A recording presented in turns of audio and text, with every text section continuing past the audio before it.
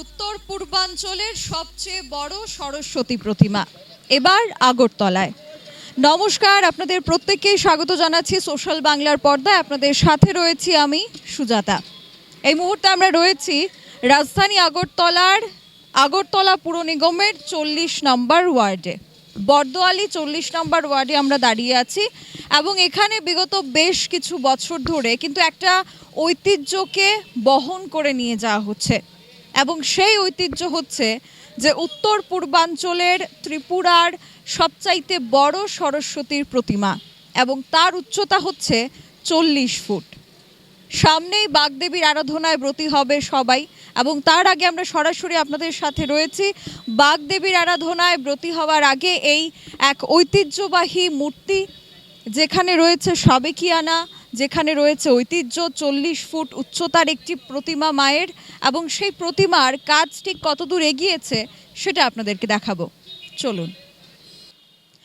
আমার ঠিক পেছনেই আপনারা দেখতে পাচ্ছেন সেই 40 ফুট উচ্চতার বাগদেবীর প্রতিমা এবং সেই প্রতিমাটি কিন্তু তৈরি করছেন একজন শিল্পী। ওনার নাম হচ্ছে তারক পাল। দুর্গোৎসব থেকে শুরু করে আরও অন্যান্য অনুষ্ঠানে গোটা ত্রিপুরা রাজ্যের বিভিন্ন প্যান্ডেলে কিন্তু সেই মৃৎশিল্পী প্রতিমা তৈরি করে থাকেন এবং যে প্রতিমাটা আমার সামনে এই মুহূর্তে রয়েছে এই বর্দোয়ালি স্কুল প্রাঙ্গণে বর্দোয়ালি মণ্ডলের উদ্যোগে প্রত্যেক বছরই যে বাগদেবীর আরাধনা করা হয় সেখানে কিন্তু প্রত্যেক বছরের তুলনায় এবছরের যে প্রতিমাটা তৈরি হয়েছে সেটা যতটা উচ্চতায় বড় ততটা কিন্তু তার আকারটাও বড় আমরা দেখতে পাচ্ছি এবং সেখানে শুরু থেকে প্রায় আমরা দেখতে পেয়েছি 1 থেকে 1.5 মাস আগে থেকেই কিন্তু মণ্ডপ তৈরির কাজ শুরু হয়েছিল, প্রতিমা গড়ার কাজ শুরু হয়েছিল। যেহেতু এটি একটি অনেকটা উচ্চতা সম্পন্ন একটি মায়ের প্রতিমা, 40 ফুট উচ্চতার একটি মায়ের প্রতিমা, সেখানে মায়ের সম্পূর্ণ আকার, মুখমণ্ডল থেকে শুরু করে মায়ের বীণা থেকে শুরু করে সমস্তটাই কিন্তু তৈরি হয়ে আছে।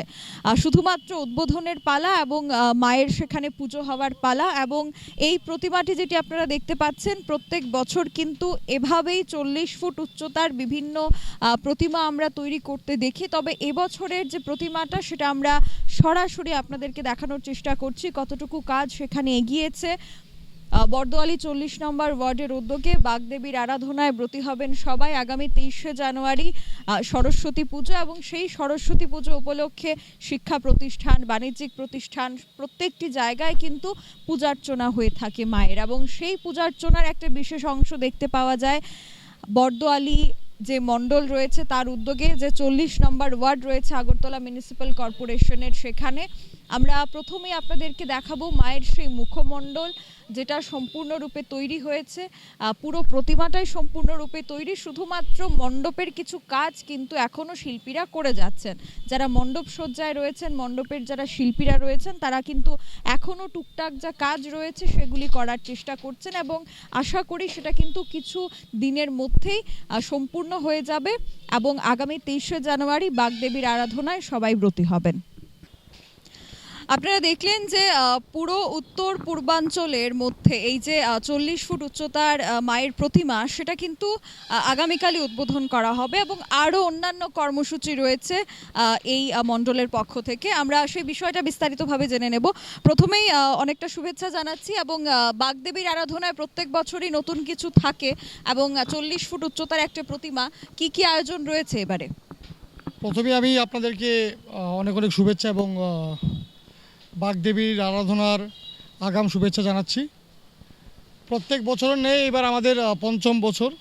আমরা 40 নং ওয়ার্ডের উদ্যোগে আমরা বাগদেবীর আরাধনায় আবার ব্রতী হতে যাচ্ছি এবং আগামীকাল আমাদের এই পুজোর শুভ উদ্বোধন হবে আমাদের এই রাজ্যের মাননীয় মুখ্যমন্ত্রী তথা আমাদের বর্দোয়ালি বিধানসভার যিনি বিধায়ক প্রফেসর ডক্টর মানিক সাহাজির হাত ধরে।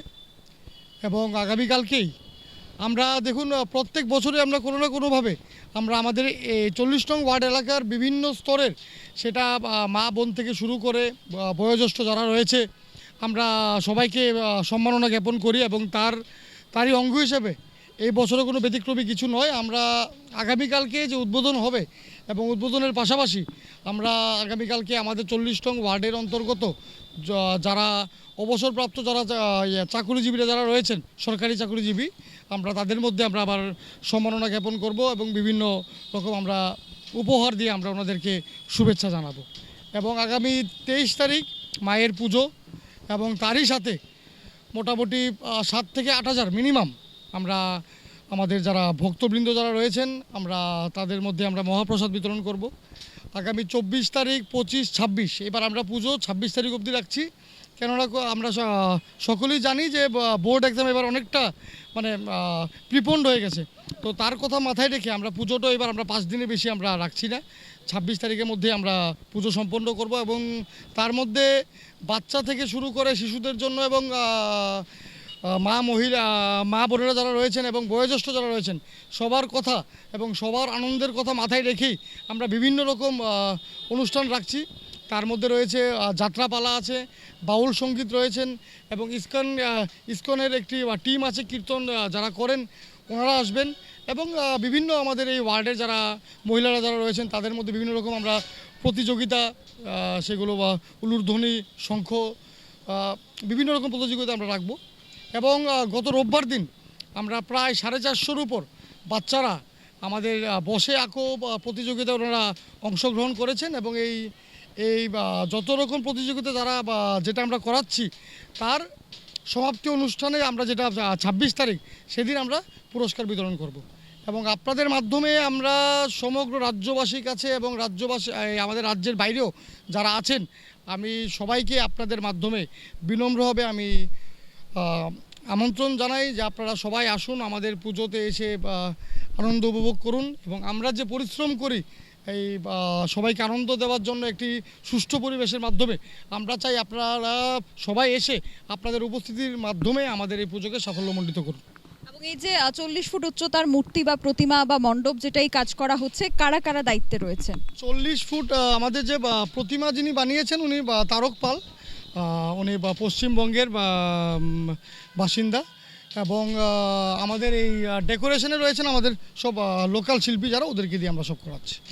যেহেতু এটা অনেক বড় একটা প্রতিমা, নিরঞ্জনের একটা ব্যাপার থাকে, তো সেটা কিভাবে করা হবে? সেটা আমরা বিধি বিধান মেনে, আমাদের হিন্দু ধর্মের, আমাদের সনাতন ধর্মের বিধি বিধান মেনে যেভাবে ভালোভাবে সুষ্ঠুভাবে যাতে করে আমাদের ধর্মেরও কোনো আঘাত না হয় সেভাবে লক্ষ্য রেখেই সেটা আমরা করি। অসংখ্য ধন্যবাদ।